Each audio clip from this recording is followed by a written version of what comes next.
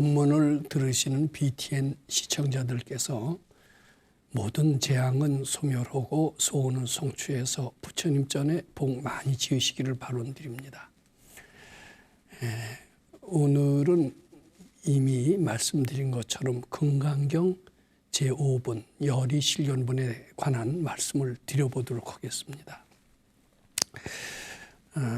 이 금강경에 대한 해석은 여러 종류가 있습니다. 지금 교보문고에 가보면은 불교 코너, 불서 코너에는 다른 어떤 책보다도 금강경 해설책이 가장 많습니다.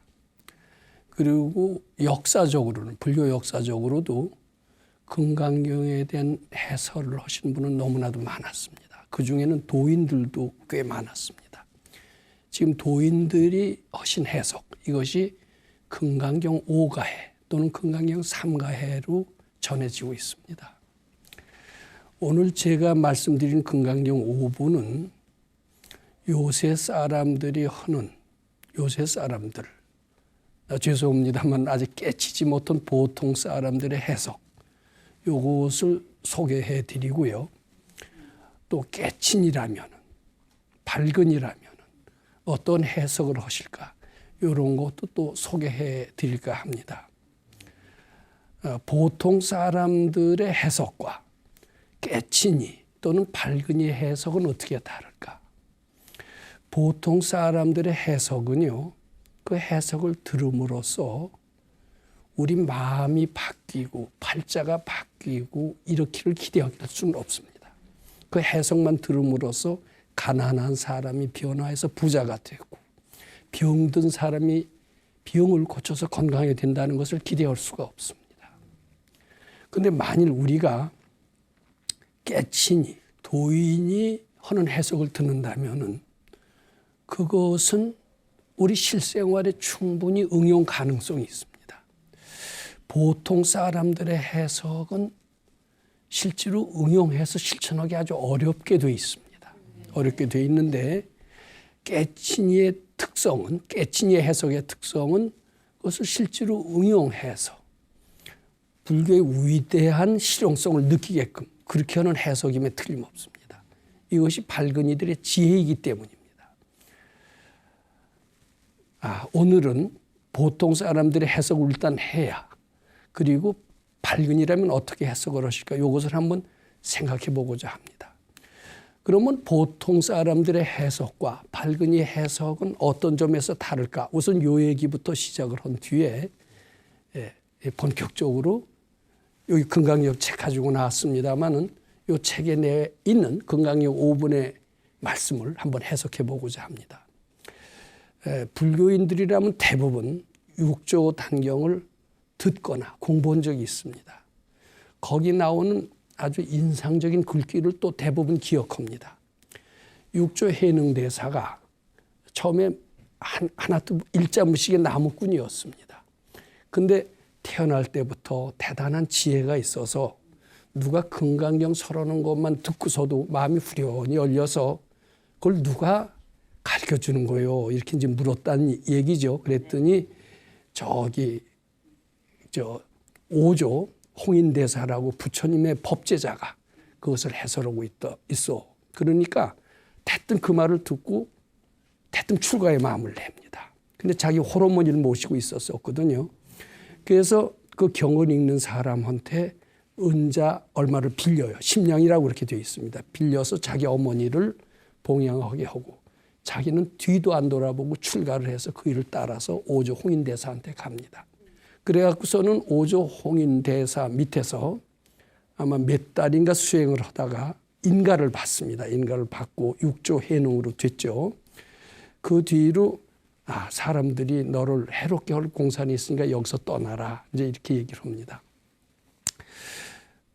조용히 산속에 들어가서 15년을 지냈습니다. 그 고생은 이루 말할 수 없이 많았다라고 얘기를 합니다. 우리는 여기 의문을 갖게 됩니다. 해능대사같이 깨친이도 고생이 있을까? 우린 이해가 안 되죠. 그런데 해능대사가 느낀 고생과 보통 사람들이 체험하는 고생은 아마 상당히 다를 것이라는 것은 어렴풋이 우리 짐작을 할 수가 있을 겁니다.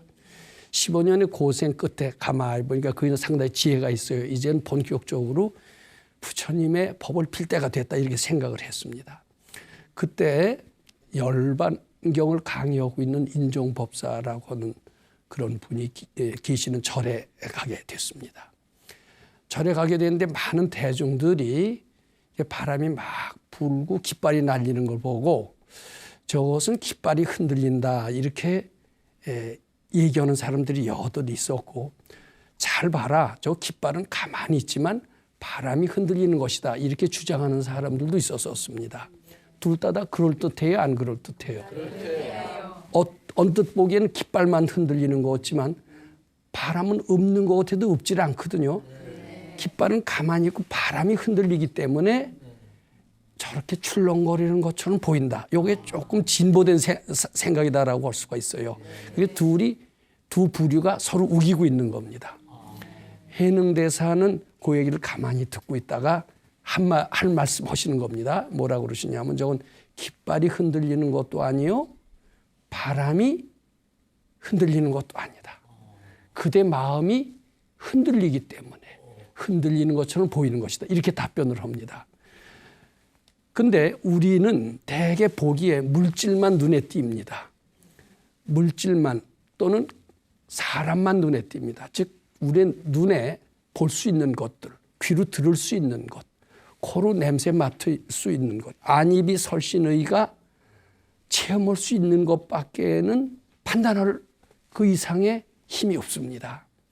근데 해능대사는 눈으로 보는 것만이 다라고 하는 보통 사람들의 지혜를 훨씬 뛰어넘었어요.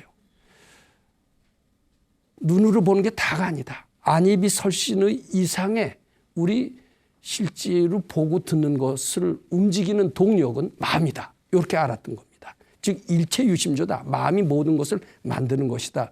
이런 것을 파악할 수 있는 뛰어난 지혜가 있었던 겁니다. 그래서 깃발이 흔들리는 것도 아니고 바람이 흔들리는 것도 아니고 마음이다. 이렇게 얘기를 하셨던 겁니다. 근데 그 소리를 들은 인종법사는 너무나 뛰어나니까 당신 누구요? 이제 묻게 됩니다. 그러니까 이제 거기서 내가 5조의 법을 받은 해능요 이렇게 대답을 합니다. 자, 지금 제가 금강경 5분을 해석을 하려고 합니다. 하나는 보통 사람들의 해석입니다. 보통 사람들의 해석은 눈으로 겉으로 나타나 있는 것이 실제다라고 보는 겁니다. 깃발이 실제로 있다. 바람이 실제로 있다. 이렇게 보는 겁니다. 흔들리는 것이 마음이 흔들려서 그런 것을 볼 줄 모르는 보통 사람들의 해석을 한번 해보자고 합니다. 그런데 보통 사람들의 해석은 우리를 변화시키지 못합니다. 실용성이 아주 적습니다. 그러면 그런 해석만 있느냐? 그런 해석만 있지 아니합니다. 금강경 5가해라든지 뭐 3가해라든지 이런 깨치니의 해석도 있다 이겁니다. 깨치는 이 해석은 어떠냐 하면은 물질을 눈에 보이는 물질이 다라고 보지 않습니다. 물질은 허상으로 봅니다. 그 물질을 보게 하는 허상을 만드는 것, 즉 분별심을 통해서 보기 때문에 우리가 보는 깃발, 우리가 보는 바람, 요것은 내 분별이 만들어내는 허상이라고 깨치니는 압니다. 그래서 깃발이 움직인다라고 하지 않고 마음이 움직인다, 바람이 움직인다라고 하지 않고 마음이 움직인다라고 얘기를 하는 겁니다. 왜냐하면 즉 분별심이 깃발을 만들고 분별심이 어때요? 바람을 만드는 것을 그인애들은 잘 알기 때문입니다. 상당히 지혜로운 이의 해석은 상당히 틀릴 수밖에 없습니다.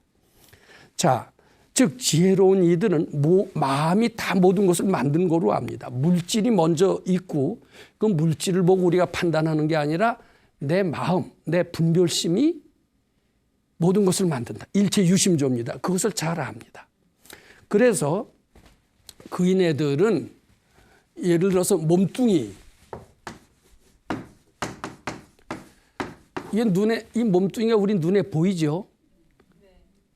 이 몸뚱이 또 미진, 이게 물질입니다. 또 세계도 물질이에요, 아니에요? 세계도 물질이죠. 정신은 아니죠, 적어도. 몸뚱이, 미진, 세계. 그리고 이제 정신적인 것도 있습니다. 뭐 사랑스럽다. 미움. 사랑이나 미움은 정신적인 거고 마음이라는 것을 압니다. 마음속에서 올라오는 분별임을 압니다. 근데 이런 것들은 분별이라고 보지 않고 엄연히 실존하는 팩트라고 보죠. 근데 밝은 이들은, 깨친 이들은 이것까지도 실제로 팩트라고 보지 않아요. 이것도 다 분별심으로 보는 겁니다. 분별심. 이것도 분별심. 이것도 다 분별심으로 보는 겁니다. 이 분별심이 몸뚱이를 있게 하고, 이 분별심이 미진을 있게 하고, 이 분별심이 세계를 존재하는 것처럼 보게 한다. 이렇게 봅니다. 따라서 이들은 깃발이니 바람이니 이렇게 물질이 있다라고 보지 않고 마음이다라고 이렇게 판단한다라는 겁니다. 이제 어느 정도 이해가 되시죠? 그러면 그런 이들은 해석을 어떻게 하느냐. 이제 금강경 5분에 가히 신상으로 기원열애 보아 이런 신상이 나옵니다. 신상은 뭐예요? 물질적인 거예요? 정신적인 거예요? 당연히 물질적인 거죠.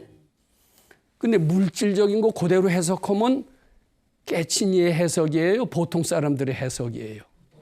보통 사람들의 해석이죠. 근데 해능대사 같은 오가해에서 보면은 이런 것들을 절대로 물질로 보지 않습니다. 물질로 본다라면은 물질로 보는 해석을 우리가 이해하기가 쉽죠. 예, 하면은 그것은 응용할 수가 없어요. 마음으로 하는 해석을 해야 내 마음을 바꿈으로써 팔자가 바뀐다. 이렇게도 되지만 물질로 해석을 하는 한은 우리가 바로 응용할 수가 없어요. 마음은 우리가 바꿀 수 있어요? 없어요? 바꿀 수 없죠. 바꿀 수 있죠, 마음은. 그렇지만 물질은 내게 아니니까 마음대로 바꿔치기 할 수가 없죠.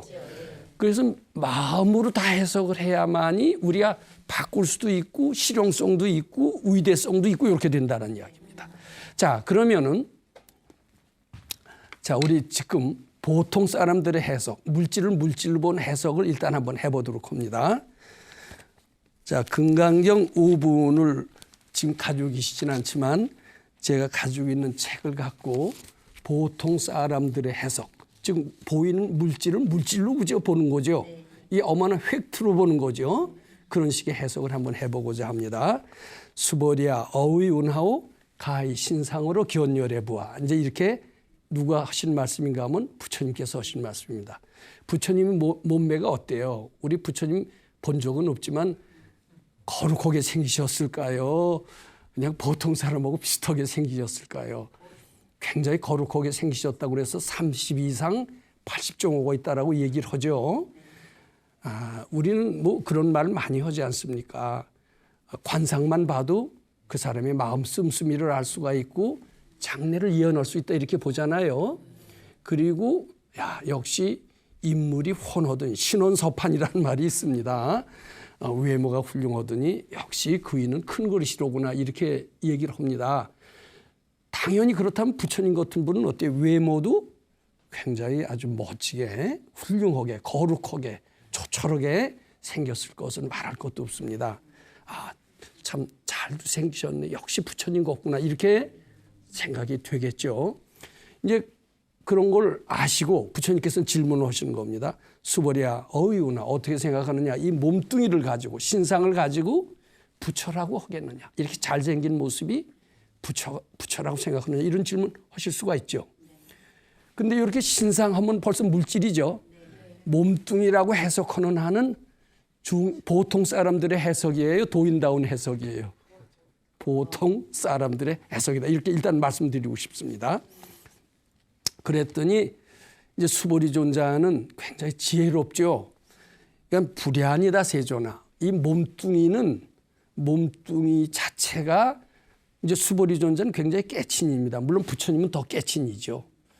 부처님은 몸뚱이를 보질 않아요. 수보리 존자도 깨친이기 때문에 몸뚱이는 몸뚱이를 보지 않습니다. 부처님이나 수보리 존자는 물질 세계라는 게 존재해요, 안 존재해요? 그네들의 세계관, 우주관, 인생관을 우리가 더듬어 보죠. 물질이라는 게 존재할까요, 안 존재할까요?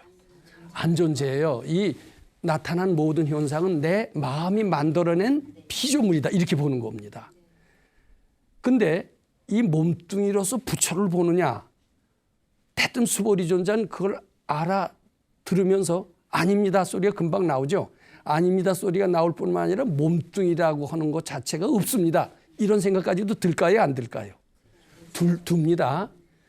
자, 근데 이제 몸뚱이라는 것조차도 존재하는 게 아닙니다. 이렇게 딱 그걸 부정하지 않고 몸뚱이로서 열애를 보느냐 그랬더니 수보리존자는 그렇지 않습니다. 부처님이시요. 몸뚱이로서는 부처님이라고 할 수가 없습니다. 이렇게 얘기를 해요. 몸뚱이로서는 부처님이라고 할 수가 없습니다. 이제 이렇게 얘기를 했지만 한층 더 나아가서 몸뚱이라고 하는 것은 나한테 보이지도 않습니다. 이렇게까지 추가해야 될까요? 안 추가해야 될까요? 근데 아직 그런 얘기까지는 안 했어요. 그랬더니 그러면서 이제 수보리존자가 왜냐하면은 부처님이 말씀하신 몸뚱이라고 하는 것은 아이고 열애 소설 신상은 부처님께서 말씀하신 이 몸뚱이라고 하지만은 내가 보기엔 수보리존자나 부처님이 보시기엔 물질 세계가 눈에 보여요, 안 보여요? 오직 분별의 정신 세계, 업보의 세계, 마음의 세계밖에는 안 보입니다. 자, 왜 그럴 수밖에 없느냐 하면 내가 조물주라고 가정합시다. 너는 나무다, 너는 바위다, 너는 산이다, 너는 홍길동이다. 이렇게 딱 찍는 순간 물질이 만들어지는 겁니다. 그러니까 자기가 찍어서 만든 것은 실제로 존재하는 거예요. 자기가 찍은 결과물이에요. 결과물이죠.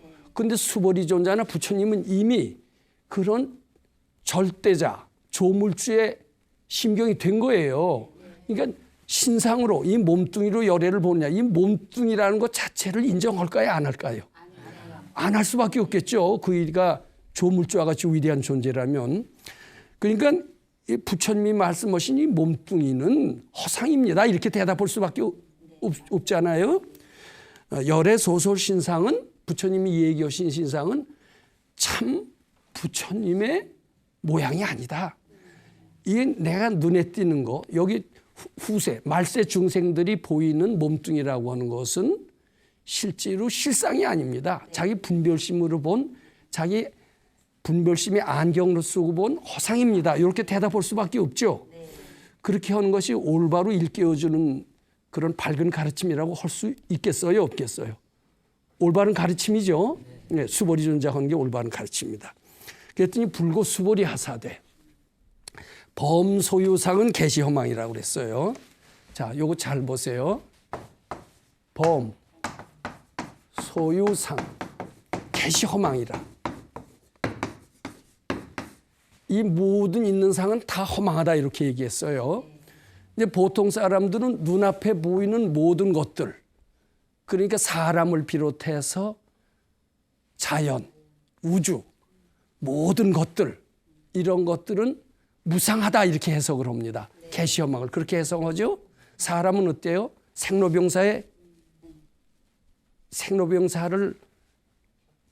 생로병사에서 벗어날 수 없는 지극히 유한한 존재죠. 사람뿐만 아니라 어때요? 나무나 바위나 풀이나 이런 것들도 몇 년 지나면 다 변해요, 안 변해요? 그리고 사람의 인심은 더 말할 것도 없이 조변석계죠. 그러니까 재행무상, 우리 이런 얘기 귀에 젖도록 들었죠. 범소유상 계시허망 할 때 모든 눈에 보이는 것들은 다 허망하다 이런 해석이 됩니다. 근데 이건 보통 사람들의 해석이에요. 근데 깨친이는 범소유상, 이거 물질이죠. 물질이나 자연이죠. 물질이나 자연으로 봅니까? 내 마음이나 분별로 봅니까? 마음이나 분별로 봅니다. 그러니까 근데 보통 해설서에 보면은 눈에 보이는 모든 현상들은 이렇게 해석해요. 이게 깨친이의 해석이에요. 보통 사람들의 해석이에요. 보통 사람들의 해석입니다. 깨친이의 해석은 어떻게 해야 되느냐 하면 눈에 보이는 모든 형상은 허망하다 이렇게 해석하지 않습니다. 내 속에서 올라오는 모든 생각들은 이렇게 해야 어때요? 밝은이 해석이라고 할 수가 있죠. 그게 허망하다라는 거예요. 한술 더 보태서 우리 각종 어려운 일이 있죠. 난제가 있습니다.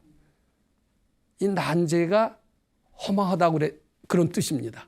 그런데 난제가 실지다, 팩트다 이렇게 본다면 난제에서 벗어날 수 있어요, 없어요? 벗어날 수가 없죠. 근데 난제는 착각이다. 이렇게 얘기한다면은 난제에서 벗어날 수 있을까요? 없을까요? 근데 이것을요, 눈앞에 보이는 것은 무상하다 이렇게 해석을 한다면 난제에서 벗어날 수 있을까요? 없을까요? 벗어날 수 없죠. 불가능하죠. 아, 재행무상이로구나. 이거는 부처님이 아니래도 누구나 다 할 수 있는 거죠. 이게 그렇게 해석하면 돼요? 안 돼요? 안 되죠. 이걸 발근이는 물질이 존재한다고 보진 않죠. 다 내 분별의 결과가 물질로 보죠. 그러니까 내 분별은 다 착각이다 이렇게 보는 겁니다. 특히 난제도 착각, 병도 착각, 내가 무능하다 이것도 착각, 무지하다 이것도 착각, 죽음이라는 것도 꼭 우리는 사람은 죽게 돼 있다 이렇게 생각하죠. 근데 죽음까지도 어때요? 분별이고 허망하다 이렇게 해석하는 거예요. 근데 그렇게 해석을 하면 죽음에서도 벗어날 수 있을까요? 없을까요? 죽음이 실제로 본다면 죽을 수밖에 없죠. 근데 죽음도 착각이다. 이제 이렇게 한번 부처님이 그렇게 얘기하셨다니까 발견이 그렇게 해석합니다. 착각이다라고 한다면 죽음에서 벗어나는 게 가능할까요? 안 가능할까요? 아직은 안 믿어져요. 근데 사람은 가능성은 있다라는 느낌은 들죠. 이걸 마음이라고 해석해야 분별이라고 해석하는 것이 바람직한 게 아니라 도인들은 당연히 그렇게 해석한다라는 얘기입니다. 그렇게 우리한테 희망이 있어요? 없어요? 희망이 있고 그쪽으로 부처님 세계로 갈 수가 있다는 겁니다. 예, 범소유상은 계시허망이라. 우리의 모든 생각, 판단 이것은 다 계시허망, 착각이다. 요게 이제 누가 하는 해석인가 하면은 깨친이가 하는 해석이다. 그래서 약견 재상이 비상이면 난제니 병이니 뭐 무지니 무능이니 이것을 참이 아니라고 볼 때, 꿈과 같은 것이라고 볼 때 직견열애니라. 바로 거기서 벗어나서 자유로워지고 능력이 있어지고 부자도 되고 이런 이야기입니다. 자, 요것이 제가 지금 보통 사람들의 해석, 깨친이 해석을 이렇게 대충 비교해서 설명을 했어요. 그러니까 우리는 반드시 깨친이의 해석을 들을 필요가 있다라고 하는 겁니다. 믿으실지 안 믿으실지 몰라도 깨친이는 물질로 보지 않고 마음의 분별로 본다라면은 전혀 해석은 다른 해석이 될 수가 있고 잘만 하면 지금 들은 것처럼 우린 죽음이나 난제나 병이나 무지나 무능에서 벗어날 수 있다라는 어떤 가능성을 지금 느끼게 되죠. 네. 자, 그래서 제가 이것을 한번 다시 정리해서 이렇게 써봤습니다. 수보리어 이제 부처님께서 얘기하는 겁니다. 수보리어 어떻게 생각하는가? 요거는 제가 쓴 게 아니라 어떤 큰 스님이 금강경 해설을 하셨어요. 이거 그대로 베끼는 겁니다. 근데 죄송하지만 그 스님은 굉장히 유식한 분이고 불교에 대해서 아주 박학하신데 이가 깨쳤나 안 깨쳤나는 물론 일단 이거 직역을 일단 하고 봐야 되겠죠. 직역 갖고는 알 수가 없습니다. 이렇게 해석하셨어요. 수보리야, 그대 눈에 보이는 이 몸뚱이를 갖고 부처로 보겠느냐 이렇게 물었어요. 뭐 그렇게 해석하실 수밖에 없겠죠. 그랬더니 아닙니다. 부처님이시여. 이 몸뚱이로서는 부처라고 할 수가 없습니다. 이렇게 대답을 했어요. 이게 이제 보통 사람들의 해석이고 해설서가 다 그렇게 되어 있습니다. 왜냐하면 부처님은 굉장히 밝은 이이기 때문에 이 몸뚱이를 실제로 보질 않고 마음의 그림자로 보기 때문입니다. 즉 열애소설신상 부처님께서 얘기하신 그 몸뚱이는 실상이 아니라 허상이기 때문입니다. 이렇게 대답을 했어요. 이건 굉장히 옳은 이야기입니다. 근데 한술 더 떠서 몸뚱이라는 것 자체가 나한테는 존재하지 않습니다. 이제 이렇게 얘기하는 거나 얘기하는 것이 더 바람직하겠죠. 예를 들면 이겁니다. 기독교 신자들은 원수를 사랑하라 이런 얘기를 합니다. 그런데 이제 좀 더 지혜로운 불교 신자는 어떻게 대답하는 줄 아세요? 원수를 사랑하라. 이거 나쁜 얘기가 아니라 굉장히 좋은 얘기죠. 부처님도 이런 비슷한 얘기 하실 수 있죠. 근데 부처님은 한층 더 나가서 우리에게는 원수가 본래 없다 이렇게 얘기를 합니다. 어떤 게 차원이 더 높습니까? 어떤 게 도인적인 해석입니까? 이게 더 고차원이죠. 그러니까 이 신상으로 이 몸뚱이 잘생긴 몸매로 부처를 보겠느냐 이런 해석이 더 좋아요. 제 눈에는 잘생긴 것이 본래 착각이고 본래 없고 본래 없는 것을 아는 것이 부처님입니다. 이렇게 대답하는 것이 더 그럴듯할까요? 이거 대략 이해가 되시죠? 네. 그래서 이제 결론적으로 불고수보리 하사대 범소유상은 개시허망이라 눈에 보이는 모든 현상은 허망한 것이니라. 약견재상이 비상이면 만일 눈에 보이는 모든 현상이 허망인 줄만 안다면 직견열애니라. 이게 보통 사람들의 해석입니다. 근데 이거 굉장히 잘못된 해석이고 위험한 해석이에요. 왜냐하면 눈에 보이는 모든 현상이 허망하다라고 한다라면은 뭐 세상은 무상하구나. 그냥 거기에 집착하지 말아야 되겠다. 집착하지 않으면 마음이 편안해지겠다. 요 정도 이상으로는 한 걸음도 못 나갑니다. 이게 지극히 그저 마음을 약간 가라앉히는 효과밖에 못한다. 이렇게 얘기한 겁니다. 그러면은 발근이 해석을 우리 한번 제가 써봤습니다. 물론 제가 하는 것도 100% 발근이는 아닙니다. 발근이는 말씀하자마자 듣는 사람이 마음을 굉장히 편안하게 합니다. 경우에 따라서는 감동을 주어요. 감동을 주고 눈물을 흘리면서 말씀을 듣는 것은 바로 깨달음으로 연결할 수 있습니다. 이것이 도인의 법문의 상당히 특징입니다. 이게 저는 아직 그 정도는 못 되지만은 이렇게 해석을 해야 실용성이 있고 응용성이 있고 우리가 실제로 팔자도 바꿀 수가 있고 부처님이 말하는 대로 깨달음까지 얻을 수 있다. 이렇게 저는 말씀드리고자 하는 겁니다. 자, 그 발근의 해석. 그것은 물질로 보는 데서 물질이 실제로 존재한다라고 보는 그런 관점에서 출발하는 게 아닙니다. 다 마음이다. 이렇게 출발하는 겁니다. 해능대사가 깃발도 아니요 바람도 아니요 마음이 움직인다라고 해석하는 것처럼 해능대사의 관점에서 본 것처럼 그런 해석이 발근의 해석입니다. 이것은 상당히 응용성이 있다 이렇게 말씀드립니다. 자, 그런 해석은 어떻게 되느냐 하면 수보리요. 이건 글자하고 그대로 따라가는 해석이 아닙니다. 발근의 해석은 글자 그대로 따라가지 않아요. 그 사람의 마음을 보고 마음 씀씀이를 보고 거기에 알맞는 얘기를 합니다. 이것을 수기설법 또는 대기설법이라고 합니다. 그대들의 눈에 보이는 부처님이 거룩하고도 진실되게 보이는 이 마음은 이 몸뚱이를 보고 굉장히 거룩하다, 훌륭하다 이렇게 보죠. 이게 실상인가 허상인가 이거부터 먼저 묻습니다. 발근 그렇게 해석해야 돼요. 이제 그 말을 생략돼 있어요. 그러니까 수보리 존자는 지혜로우니까 그게 허상입니다. 이렇게 금방 대답할 수가 있어요. 부처님이시여 허상입니다. 이제 그 수보리 존자 이제 또 얘기를 하는 겁니다. 사람들은 이 나도 수보리 존자도 부처님이라는 존재가 거룩하고도 진실한 모습일 것이다, 모습으로 판단할 것이다라고 생각할 겁니다. 이제 요건 뭐냐면 수보리 존자가 상당히 지혜롭지만은 수보리 존자도 역시 부처님의 거룩한 모습을 보고 모습 참 훌륭하시다. 저런 모습을 가진 분은 당연히 부처님일 것이다라고 사람들은 판단할 것이다. 그렇게 말을 할 겁니다. 그건 왜냐하면 중생의 입장이 돼서 일단 한번 얘기할 필요가 있는 거예요. 그러나 사람들은 나 역시 수보리 존자 역시 거룩한 몸매를 갖고 부처님이라고 볼 것이다 라고 생각하지만 사실은 그렇지 않습니다. 그런 사람들의 생각과는 달리 저는 이 거룩한 몸매는 참이 아니라 허상으로 전 보고 있습니다. 부처님은 이미 겉에 몸뚱이하고는 별개인 것을 저는 이미 알고 있습니다. 수보리 존자는 그렇게 대답할 거예요.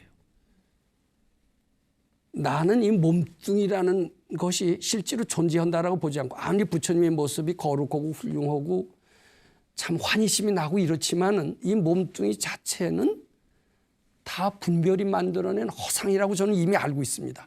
부처님은 그런 허상 속에 있는 분이 아니라 허상을 떠난 데 있습니다. 허상을 떠난 저 멀리 있는 게 아니라 우리들 모든 마음속에 있습니다. 이런 것을 이미 알고 있어요. 그것을 지금 수보리 존재는 표현하고 싶은 거예요. 제 옆에 계신 이 부처님의 모습은 제 분별심의 안경을 쓰고 본 허상입니다. 이제 수보리 존재는 그걸 얘기하고 싶었을 겁니다. 그걸 얘기를 해야 법문을 듣는 다른 사람들, 모르는 사람들한테도 올바른 지혜로 일깨워 줄까요? 안 일깨워 줄까요? 올바른 지혜로 일깨워 줄 것으로 우린 수보리 존재는 염두에 두고 이제 그런 얘기를 했을 겁니다. 그랬더니 이제 부처님께서 불고 수보리 하사대 이제 이 얘기하는 거예요. 그대들의 눈에 띄는 모든 모양이란 그대들이 만들어낸 환상이요 연극일 뿐 참이 아니다.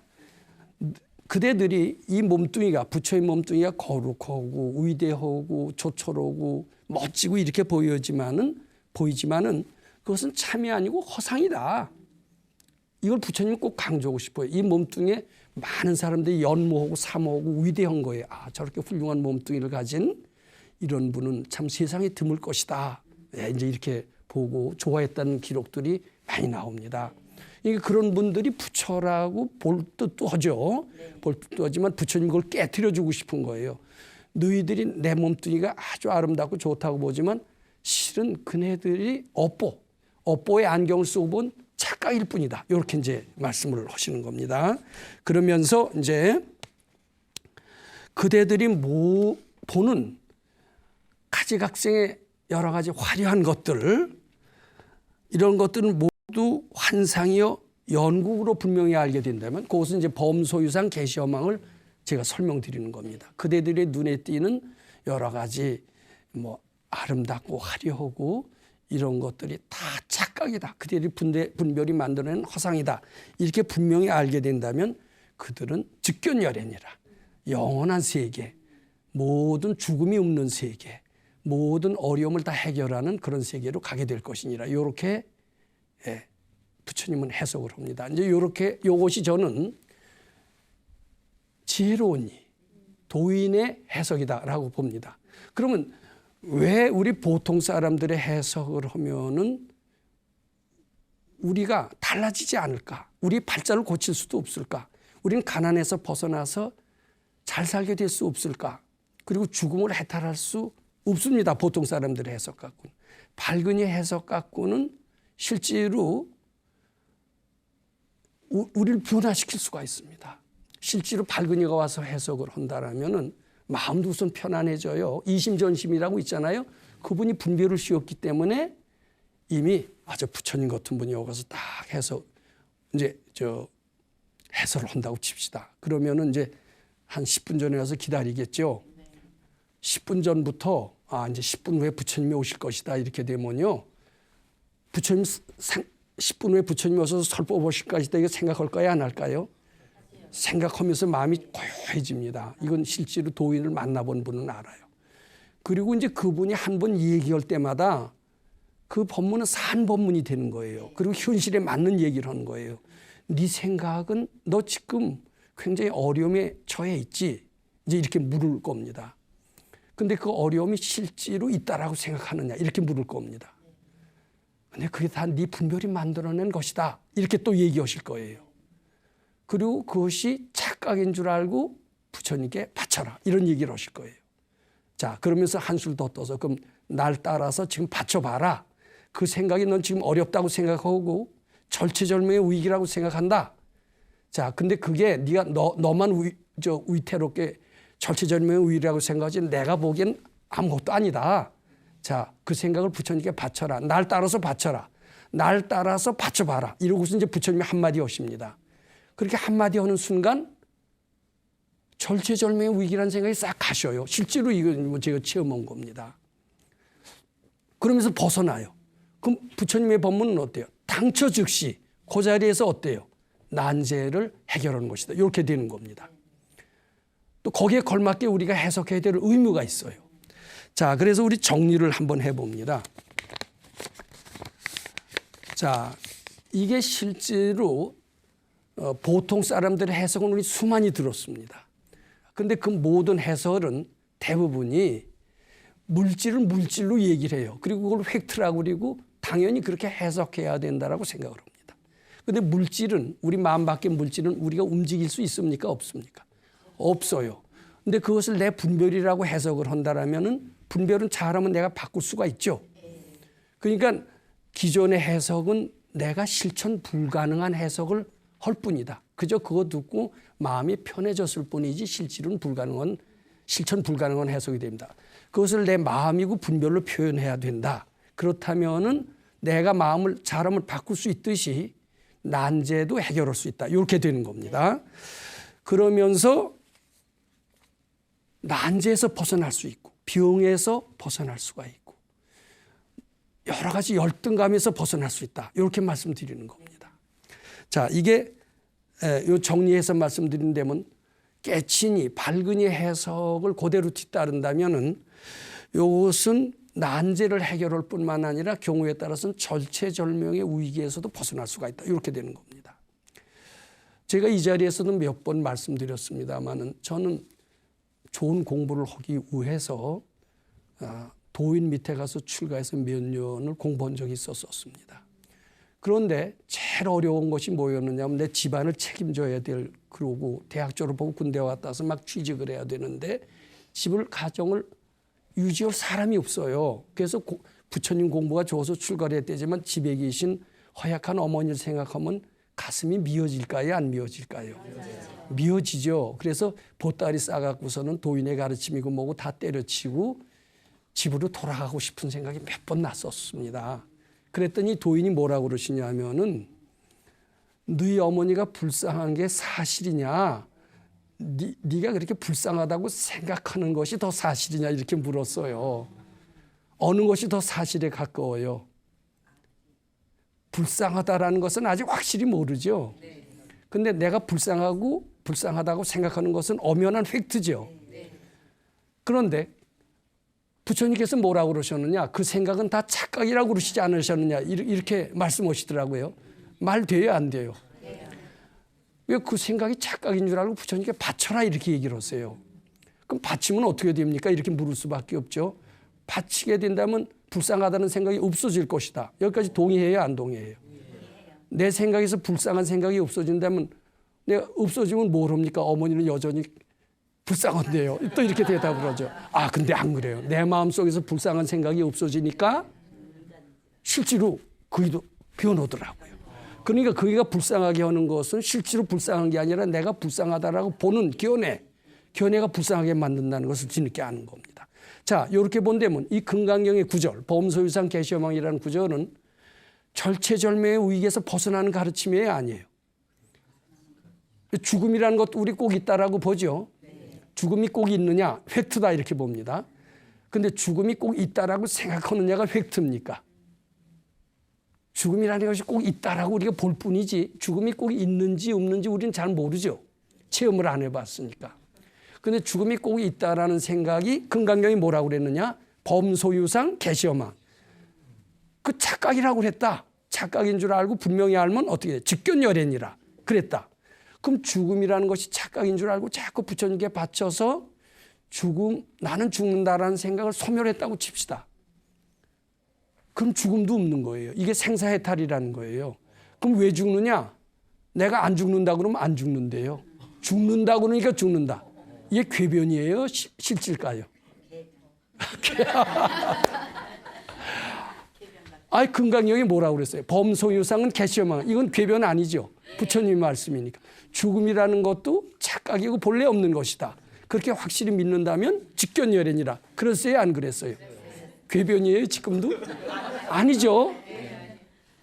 야, 그러니까 이것은 절체절명의 위기도 해설하고 난제도 해결해요. 그러니까 세상 사람들한테 도움이 돼야 안 돼요. 보통 재가자들한테 도움 돼야 안 돼요. 굉장히 도움이 됩니다. 또 출가자들은 이렇게 해서 죽음이 본래 없음을 깨닫기 때문에 생사해탈을 하게 되죠. 그러니까 수도인들한테도 꼭 필요해요, 안 필요해요? 수도인들한테만 필요한 걸로 우린 지금까지 알았죠. 근데 사회생활하는 보통 사람들한테도 이게 응용 가능성이 있다는 것을 알게 됐죠. 그것은 누구의 해석 때문에 가능해요? 보통 사람들의 해석 갖고는 안 되죠. 발근이, 깨친이의 해석. 즉 물질이 아니라 오직 마음이고 분별이고 이렇게 해석을 함으로써 가능하죠. 자, 그 다음에 여기 중요한 게 있습니다. 모든 생각은 다 착각이라고 그랬죠. 그리고 착각인 줄 알고 부처님께 바치라는 얘기는 이제 금강경 3번에 나온 이야기입니다. 그 부처님도 착각이 아니에요. 부처님께 바치라는 그 부처님이라는 생각 어때요? 내 생각이니까 어때요? 허망이라고 그랬죠. 허망이라는 것을 금강이 어디에 써 있어요? 5분에 써 있었죠. 이거 5분은 우리가 바치는 부처님, 무슨 생각이든지 바치는 부처님도 형상이 없는 부처님이다. 이것을 의미하고 있습니다. 마음 밖에서 거룩한 부처님이 아니다라는 거예요. 내 마음속에 있는 부처님이지만 모양은 전혀 없는 부처님이다. 부처님 형상이 없는 부처님이다. 이런 것을 의미하고 있습니다. 우리는 부처님 하면 떠오르는 이미지가 있죠. 나무 아미타불, 아주 훌륭하신 할아버지가 생각납니다. 관세음보살, 예쁜 여자가 생각납니다. 그런데 할아버지나 관세음보살은 금강용식으로 해석하면은 마음 밖에 부처님이고 형상 있는 부처님이죠. 그런 부처님은 없다. 이런 뜻이 이 안에 포함되어 있어요. 내 마음에 있는 참나, 형상은 없어요. 볼 수도 없어요. 그렇지만 아주 없는 것도 아니에요. 이것이 참 부처님이다. 이렇게 이야기할 수가 있습니다. 그래서 금강경 5분을 대략 맞췄습니다. 이 금강경 5분은 반드시 깨친이 해석을 따라야 되고 깨친이 해석을 따를 때 위대한 실용성을 느낄 수 있습니다. 절체절명의 의익이 죽음까지도 없는 것을 발견할 수가 있어서 재가자나 출가자나 다 도움이 되고, 그리고 또 한 가지는 부처님이라는 게 본래 형상이 없다. 이제 이렇게 됨으로써 불교 신자뿐만 아니라 기독교 신자들한테도 다 통할 수 있는 가르침으로 되는 겁니다. 예, 그래서 요 금강요업은 참 대표적인 가르침, 우리가 마음을 잘 새겨서 세상에 살면서도 행복해지고 출가하셔서는 우위 없는 깨달음을 얻을 수 있는 귀한 가르침을 우리 잘 새겨 보시도록 그렇게 우리가 마음에 새겨 두어야 되겠습니다. 예, 감사합니다.